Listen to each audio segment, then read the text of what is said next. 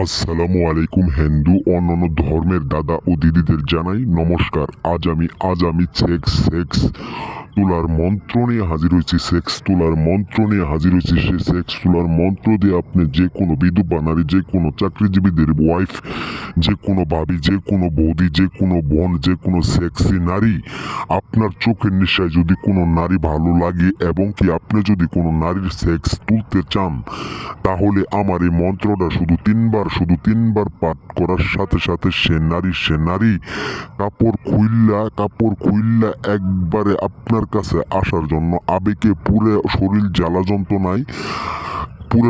জ্বালা যন্ত্রণায় যে পরিমাণ আপনার সাথে সেক্সে, যে পরিমাণ আপনার সাথে মেলামেশা, যে পরিমাণ আপনার দনটাই নর বোতার ভিতরে না ঢুকবো, ওই পরিমাণ ওই মেয়ের শরীর জ্বালা যন্ত্রণা কমবো না। এবং কি আপনার কাছে আসার জন্য ৮০ হাত পানির নিচেও যদি থাকে তারপরও আপনার কাছে দেখা করবে। এরকম একটা আবেগে, এরকম একটা সেক্স তোলার বশীকরণ মন্ত্র।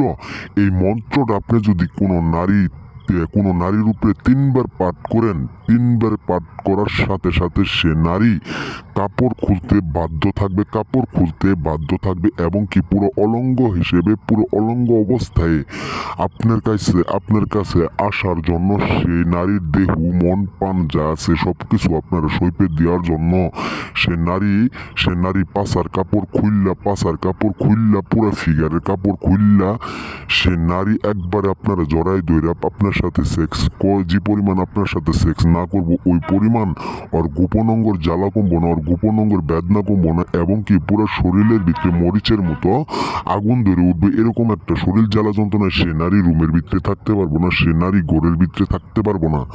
বিকজ পার্শ্ববর্তী আপনি একটা বোন দেখছেন কিংবা একটা যে কোনো একটা নারী দেখছেন, সে নারীর সাথে আপনি সেক্স করবেন, এরকম একটা আবেগ।